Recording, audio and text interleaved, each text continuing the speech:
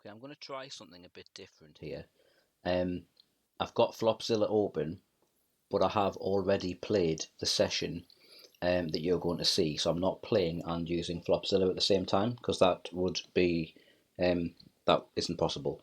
The Pokerstars client doesn't allow it, and Flopzilla doesn't work while Pokerstars is open. So anyone who uses Pokerstars and Flopzilla will know that it wouldn't be possible for me to do this simultaneously. So clearly I'm not, and you can see as well that I'm not in breach of any terms of service, because this is a pre-recorded video. You can see there. So I'm going to watch a pre-recorded video of my own session and be able to pause the video and have a look at some of the spots on Flopzilla as well, to sort of create some study points for myself. It wasn't a great session. In fact, it was a terrible session. But that will be clear as we go on. So obviously 7-3 suited, that's going to be a fold. 10-6 offsuits, also clearly going to be a fold.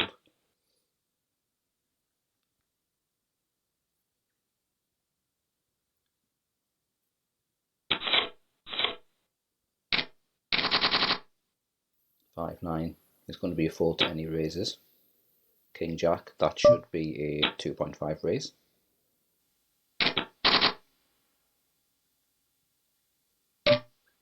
We get the call and we hit the Jack.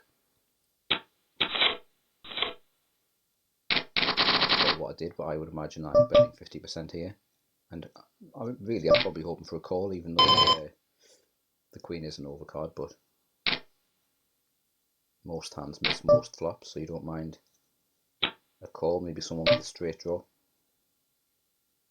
That's a fold to a 3-bet. I believe that's an unknown player as well. Yeah, there you go, one hand. That was completely unknown. And it should be a fold anyway.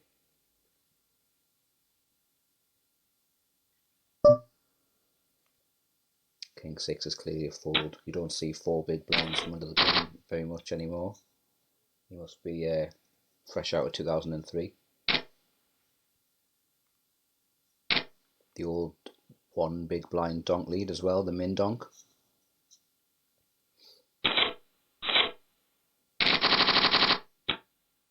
I don't know if pot size bet is what he would normally do 7 ways there, but that is how I respond to a min donk, is just treat it like it didn't happen and I would take whatever action I would normally have it being checked to me.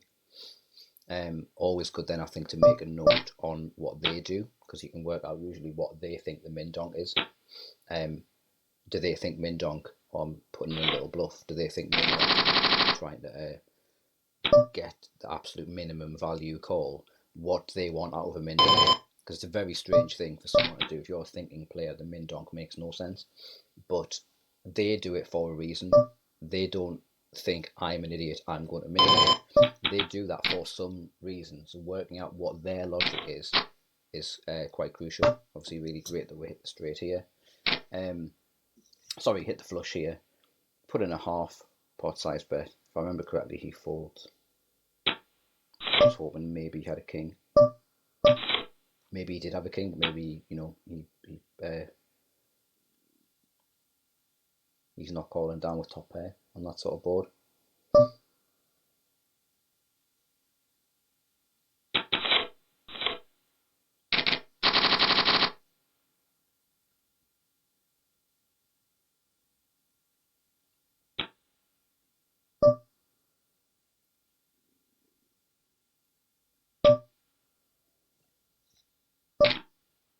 Actually, that might have been one of the spots.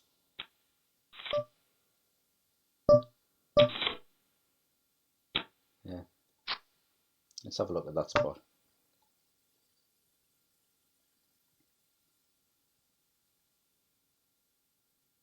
Okay, so what we'll find out here is, can he call? Should I have checked? I know that I have ace-3 suited, and my ace-3 suited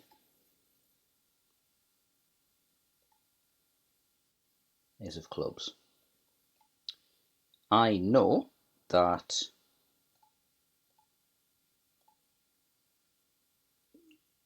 see, I don't know anything about him, so I'll give him the benefit of the doubt, and give him a reasonably average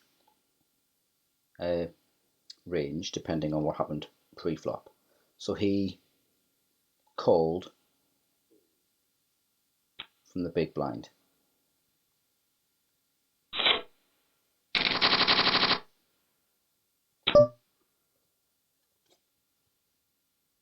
Yeah, he called from the big blind. And he called a raise from middle position and defended his big blind. Quite a small raise, admittedly, so probably has quite a wide defending range.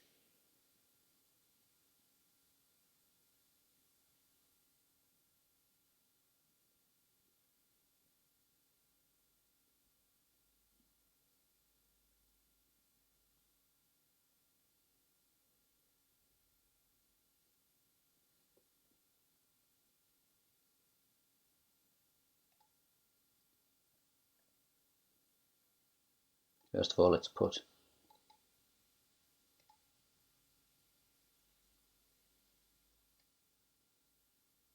we'll take a few of these out.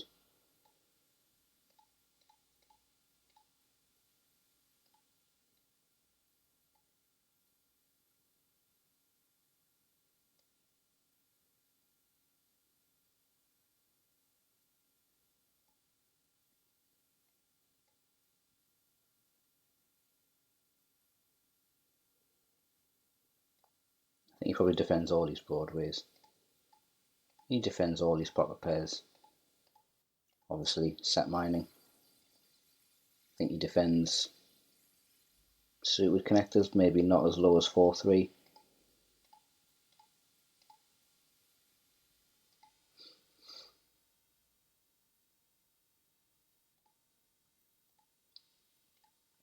He probably defends a few gappers as well.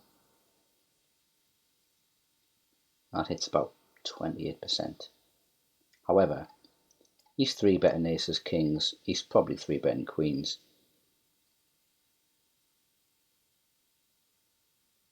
He's 3-betting ace, king suited. He might be 3-betting ace, king off. He's probably 3-betting ace, queen suited. Is king, queen suited a 3-bet for most people? I'm going to say possibly. Lots of people love the old ace 5, ace 4.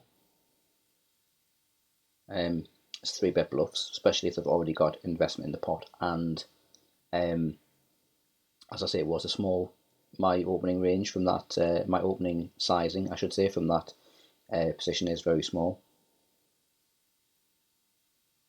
Maybe because of that being so small, maybe he's even 10-9 off. So there we go, that's his range. I think that's what I'm assigning him.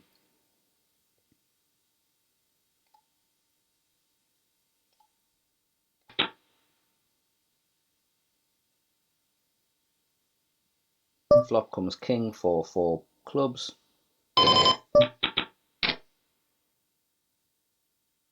He checks. I bet 50%.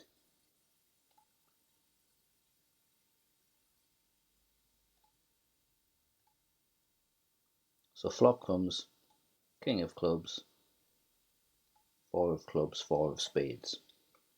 50% bet goes in. What is he calling with? If he has quads, I would say he may well call with quads rather than raise, because he won't want to blow you out the hand so early. He's got that hand locked down, hasn't he? If he's got quads there, so he's probably quite happy to call. Hope that we still bet when we hit our flush. Hope that we are betting with our full house. Hope that we are betting with top pair, top kicker, or whatever. So he probably is calling quads. He is calling full house for the same reason. He probably is calling 3 of a kind for the same reason. Over pairs, he doesn't have any in his range. Top pair, I think he's calling with the majority of his top pairs. Pocket pairs, which are smaller than a king, If he has jacks, tens, nines, I think he's peeling once.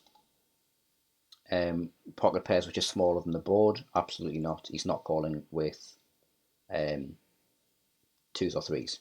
Okay. Ace high, he's not calling with ace high, I don't think. Unless it's one of these other hands down here, which is like a draw. He's not calling with absolutely nothing. I think he is calling with a flush draw. He doesn't have any open-ended straight draws in his range with that board. He doesn't have any OESDs or any gut shots. 2-card backdoor flush draws. I don't think he's calling the backdoor flush draw when there's a flush on the way. Flush draw plus OESD, he hasn't got any. Flush draw plus gut shot, he hasn't got any. That's what I think he is calling, which means these are the combos that he calls with. It then comes 8 of clubs. So the turn is the 8 of clubs, and he checks to us. We bet 50% again, and he folds. Now my question was, should we have bet there? Is there much in his range that he can call? So this is what he ends up coming to the turn with. Okay. He has full houses, which have us beat, but he only has that 4% of the time. He has flushes. Some of those have us beat. The ace jack, the ace 10, the ace 9, the ace 7, the ace 6, the ace 3, and the ace 2, those flush draws all have us beat. The queen jack, queen 10, queen 9, jack 10, jack 9, 10 9, 10 7, and 9 7, and 7 6, and 7 5, and 6 5 don't have us beat. He probably, does he call with all those flushes? People don't like to fold a flush. But he probably doesn't call with all those, because he will give us credit for the higher cards, I suppose, we were the pre-flop raiser. And this, again, this is still the possibility that we're the one with the full house or the quads. So maybe he doesn't call with all of those, but I think he probably does call with all the ones but 10 and above. So there's 1, 2, 3, 4, 5, 6, 7.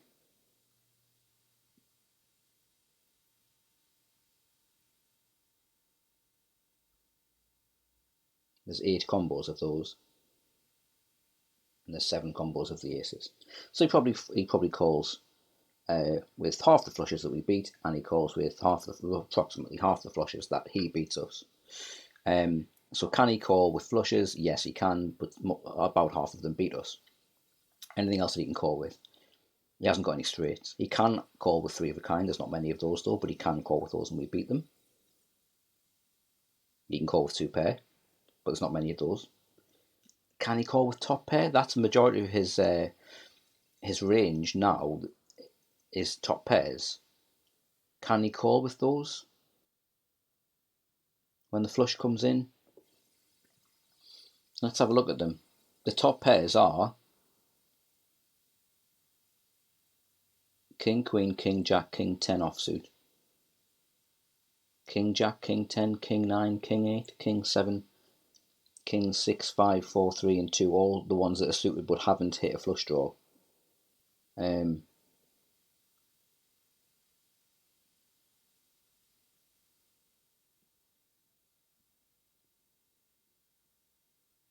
Can he call with those? Maybe some, but not that many. It may have been an option to check there, and then allow a river card to fall, maybe imply weakness. At this stage, I am probably in the mindset of having moved up from things like 10 NL, where it's just always go for value when the value's there. It's, I don't know, possibly that as you move into NL25 and NL50, which is what this hand was at, maybe it's time to drop that always go for value when the value's there sort of approach. I'm not sure, but certainly you can see there, if he's calling with flushes, because our flush is actually only good about half the time. I don't think he's calling with anything less than top pair. There is big number of top pair hands in his range though. But again, is he going to be calling with the ones that have got the 2s and 3s as kickers? Probably not. The king jack, the king 10 suited, the king queen, the king jack off. He's probably calling with those.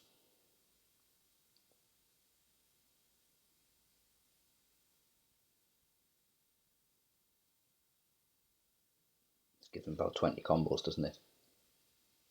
Well, the check's probably, sorry, the bet probably isn't that great, even though it is for value. I think we could have maybe got more value by checking the turn and betting the river, potentially. I'm not sure. As I say, I'm no expert. Food for thought, and if anybody has any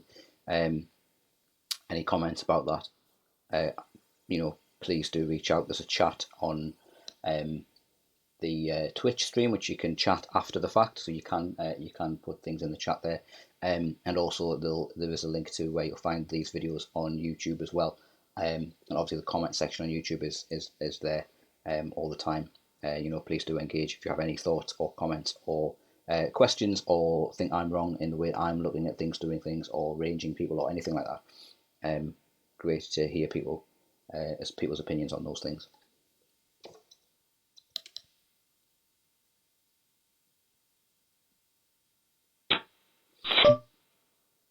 I am aware last time I think my desktop was too loud compared to the mic, so I've changed that. Hopefully this is better.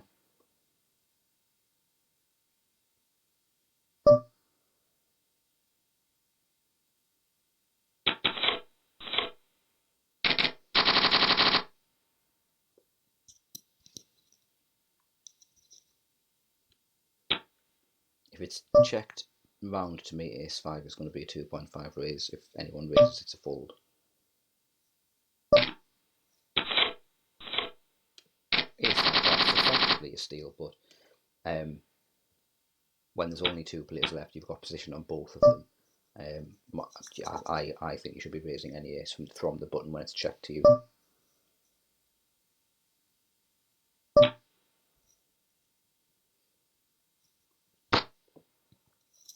We've hit nothing. Then when the queen comes, we could probably bluff at that, because that's the type of card that he will get credit for, whereas the 992 probably less so. But then he bets at it. We give him the credit.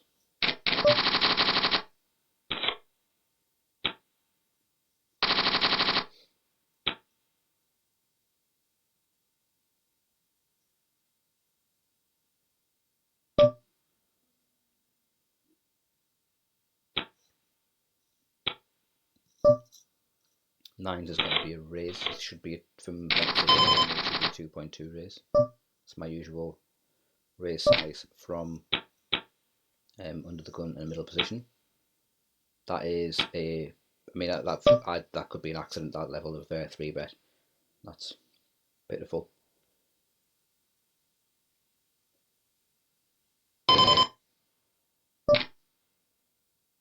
So I put him all in because he's just a short stacker, and he's put in a tiny little 3-bet. But what he's actually done is he's done it for value. Credit to him, fair enough. But I just thought if I'm playing against someone who's only got 30 big blinds, I'm effectively might as well do it now, and he may well just fold. That was my thinking there. It was clearly wrong.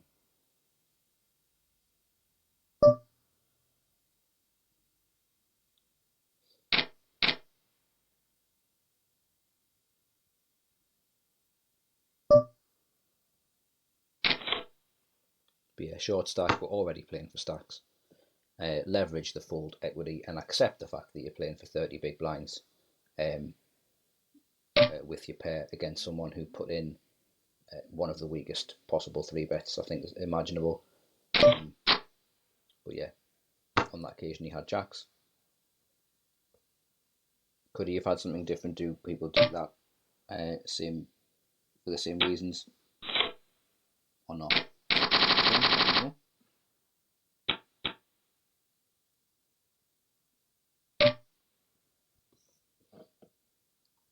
Obviously jack 7 off's a fold.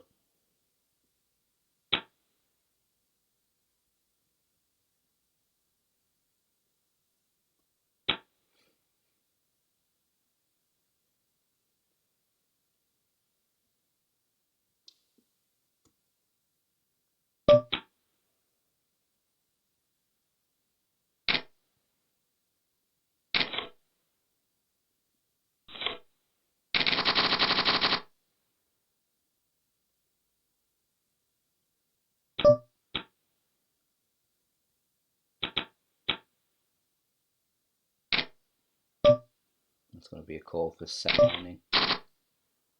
Everything's an overcard, so it's going to be a fold to a c-bet. He actually c-bets at 45% as well, which is more honest than most. I mean, people always say the average, you hit the flop 1 in 3, but more the majority of people are 40%, 45%. With his wide opening ranges, with the VPIP and PFR, that's quite passive compared to that. So that's why he has that pink colour. That's my Ag Fish. That's a sort of quite aggressive opening ranges and quite passive post flop. Maybe slightly too early to call. With 88 hands, post flop does take a long time to build up, but you've got to just make a start. You've got to start giving people those labels. Always be on the lookout to adjust them at all times, but get them labelled early. Work on that assumption until they give you a reason to change it, and that reason will obviously come through numbers of hands, but just give yourself something to work with. You'd be surprised how often it's right after 20 hands anyway.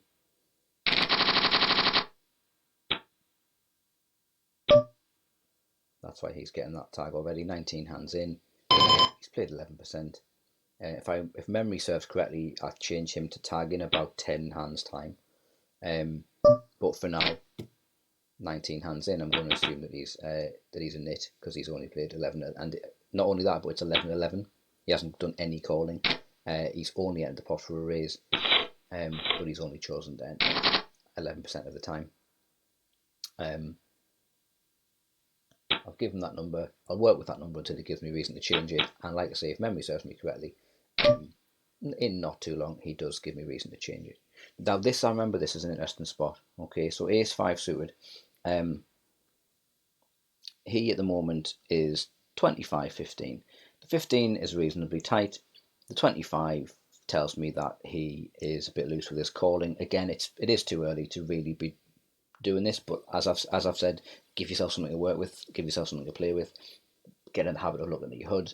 If it does lead you a little bit astray because it's probably too early to start working on those numbers, it doesn't lead you too far astray too often. But this is an example of a bad play, and because of the maths, I made an even worse play, but I'm not 100% sure of the maths, because like I say, I'm not particularly sort of maths person. But this is what happened. So that was a bluff, 3-bet bluff. But then he shoves, and it's only 14 more. I've already put in 9. It's a max. It can't go any more than that. And we're going to be playing for about 56 big blinds. So I'm calling 14. That's already gone. That's not mine anymore. Okay. But that could be. So we are going, and obviously so could that, because as I said, that isn't anymore. So we're calling 14 big blinds to win approximately 56. Now at that point, I thought, oh well, it's a bad call. But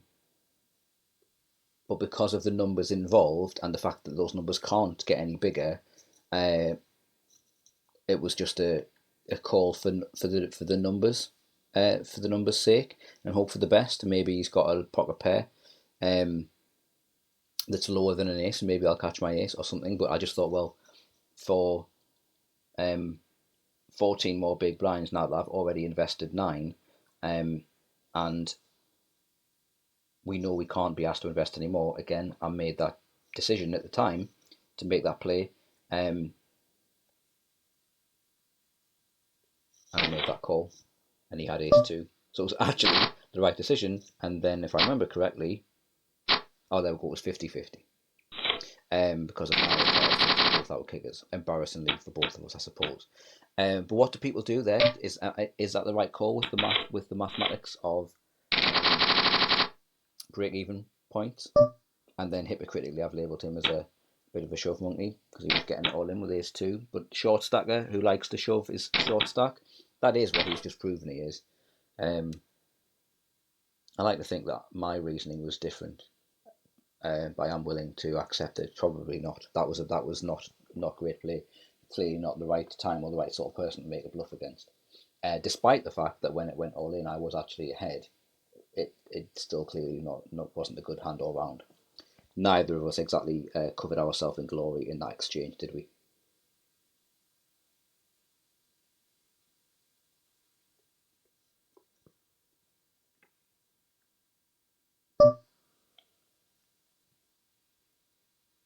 So again, knowing the sort of player that he is, I've made a call with fours, hoping that we can flop a set. We don't,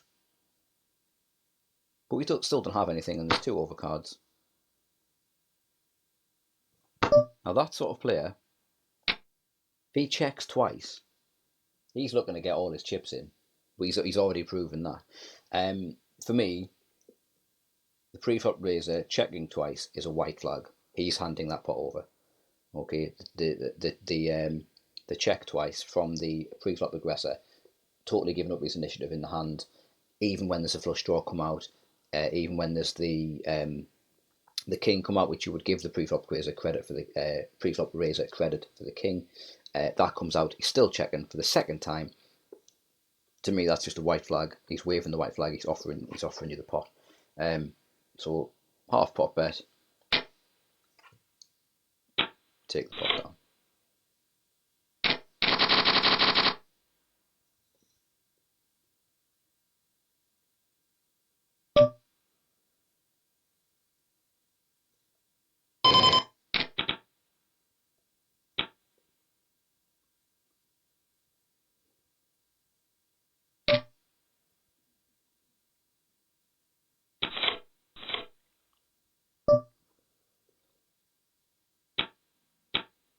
That was something I wanted to still look at as well.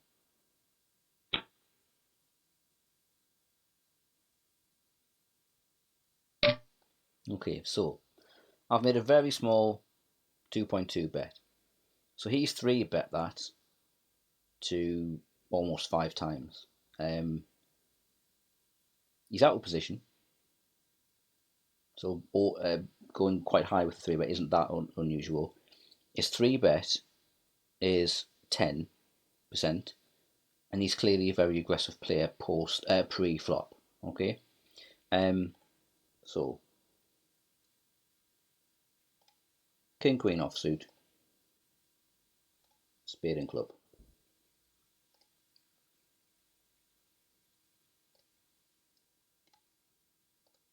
There we go. Now he has a 10% 3-bet range. Make some adjustments, because just because you put in 10% doesn't mean it looks like a 3-bet range. I'm not sure anyone's 3-betting ace-9 before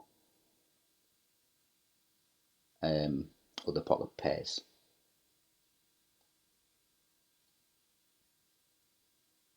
I'm not sure anyone is 3-betting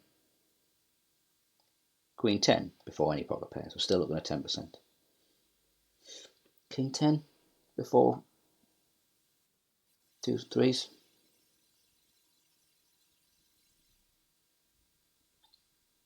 Ace jack off before king queen off. Yes, I would say so. Maybe they do that. Okay, so it's 60-40. If that is 10% range. Again, some people don't have that sort of range though. Some people have a polarized range, don't they? So they'll mix in the ace-5 and the ace-4, and they will mix in the speculative, probably not as that low down as 5-4, 6-5. They'll mix in the speculative suited connectors before the dominated hands, and that's probably more common. So you'll 3-bet with your aces, kings, queens, ace, king suited, all that sort of thing. But then you might miss out this lower end where of the Broadway type hands where the ace or your king's dominated, and instead you'll be making it with bluffs. But we've still got more than 10%. So maybe that might be what we're looking at as a sort of a polarized range with clear. I say value. They're not all great hands, value and bluffs. But I think that's right. Where wasn't it? That's his 10% range. It's still actually about 60-40.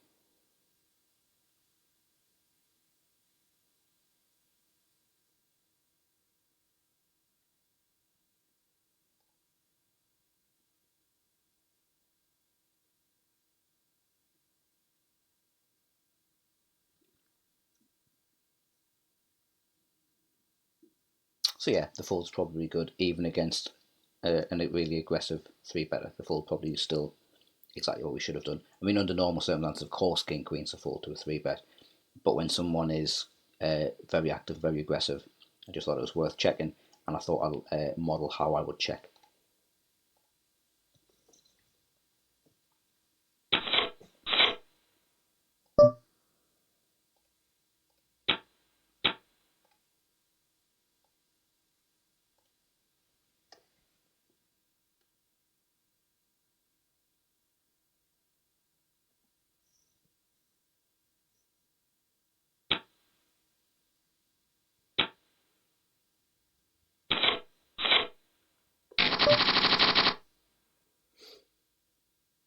That's obviously a fold under the gun with the king seven and 9-7 offsuits not getting defended against anything.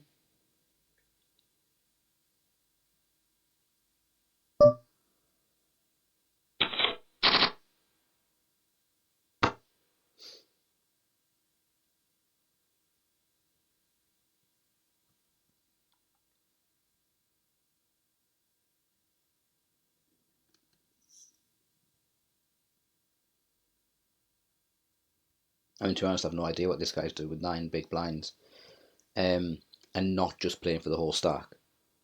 The only thing I can sort of see that he's doing really is wasting a seat at the table that somebody else could sit down at.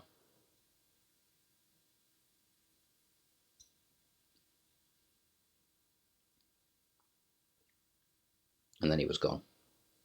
I'm assuming that's the last one he normally plays at 2NL. He's having a bad day, and he's just decided, oh, forget it. The last of what I've got, I'll just sit at a big table and see if I can get it in. But even then, he didn't do that tactic very well because he didn't get it in. If you're playing with 10 big blinds in a cash game, surely you're just getting it in pre-flop. But no, I had no idea what he was doing.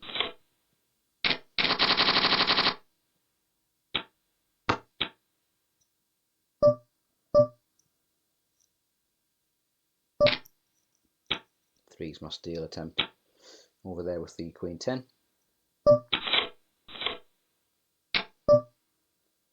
We've paired up. He doesn't fold very often, so we'll put a bet in. He may well have the jack, but a call from someone who only folds 17% after 210 hands doesn't mean anything. So quite happy to get a call there. Then a bit of pot control, and then we actually pair up our queen. So again, we're still only worried about the jack. He folds at 67% on the turn and the river, and he folded that. So he clearly didn't have the jack. That's a classic example of using the hood. He doesn't fold very often. We've got a marginal hand, but if we know we can get value from him because he likes to call that flop, then that second pair is good enough.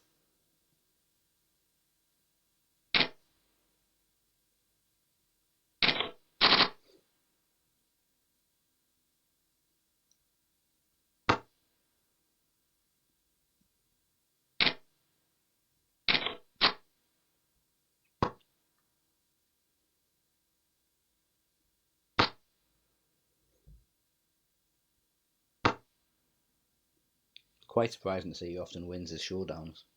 That's what I was looking at there. Maybe it's because he folds the turn and the flop so often, but the turn and the river so often, but he loves to call the flop.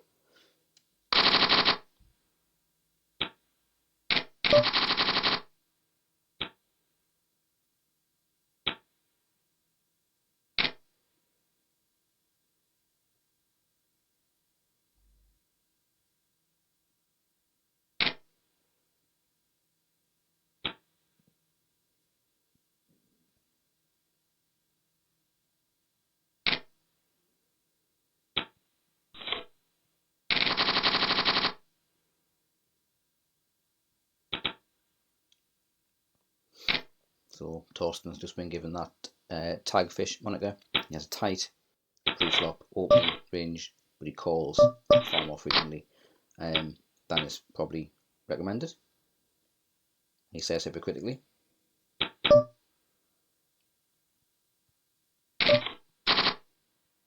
That's now we've got the gut shot, so it's a bet and call. But then pot control, he's a tight player, so he's likely to have hit this, overbetting it as well, and we make the fold. Let's have a little look. Pre-flop action. We standard 3 big blinds, and he flat calls, but it's blind versus blind. So we have ace king offsuit, and the suits diamond and spade.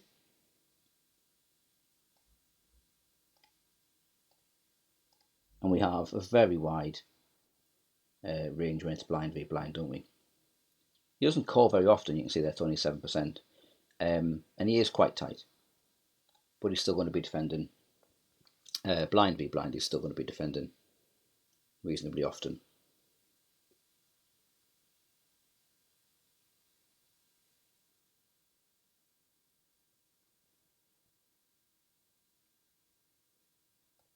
Let's say he maybe does that with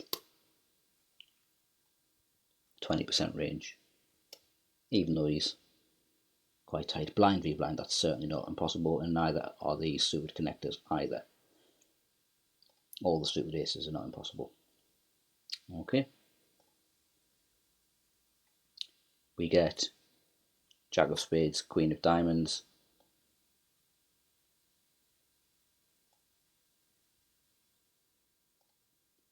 and we get the four of hearts.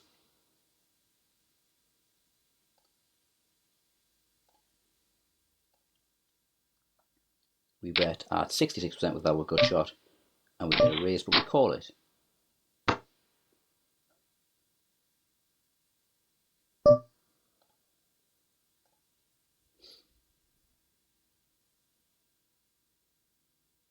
Is he raising straights? Yes, probably. Is he raising sets? Yes, probably. Is he raising two pair? Yes, probably. Over pairs? Possibly. Blind v blind, he's going to expect us to be making that our initial pre-flop raise with all kinds of Broadway hands. Is he raising with top pair?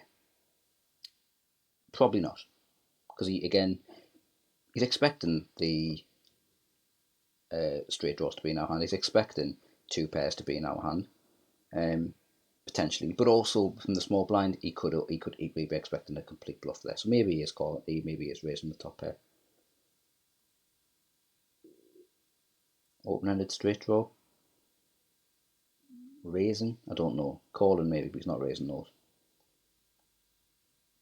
That's what I'm giving him in his raising range. Then we come the six of diamonds, and he puts in that huge bet. So the six of diamonds comes in. What's he betting with here? He's betting his sets. He's betting his two pair. He's betting his over pairs. Probably. He's betting his top pairs, but you can already see he's way ahead of us. He's way ahead of us. Our gut shot is worthless. Based on the range that we've assigned him, based on the logical cards that he can make that call, or that raise with, I should say, on the flop, we don't have a hope, really. It making a call, and we're certainly not going to be bluffing at it, because we're only going to get called by hands that beat us. And so, I think rightly so, we make the fold. Now this last hand over here, I'm only going to leave this on until this hand plays out, just to show it was a terrible, terrible hand. I'm assuming that he's got nothing now, okay? And I have a little bit of something, so I'll make a bet. Now, I'm still assuming that he's just got nothing here, and I'm hoping for the fold. And this was an awful hand. I will kill it. You notice I have changed it with that tag. I didn't notice when I did it at the time. As I predicted, I did change it with the tag. Now, the 9, yes, it's an overcard to our pair, but I'm still just hoping he's got nothing, because it makes sense that he's got nothing. 2s and 7s on the board. It just makes sense that he'd have nothing. and I was thinking, oh, he's a reasonably seems like a reasonably competent player based on those numbers. He's just thinking the same thing I'm thinking. He's thinking I've got nothing. He's got ace king. He's got ace queen. He's got king queen. He may have had two clubs in his hand as well as those sort of overcards, and he's now just thinking, who's this guy kidding? So he goes all in to try and make me fold, and stupid didn't make a call, and he had the terrible, terrible hand. So it wasn't a good session, but I did think that it was worth a few of spots worth looking at the same time as Flopzilla. But actually, it was not a great session for play. Hopefully, it has raised a few issues that people are interested in, or a few things people want to take a look at, or criticise me for and learn from that. Or maybe people are just looking at how other people use things like Flopzilla, and how people think about their hands after the fact.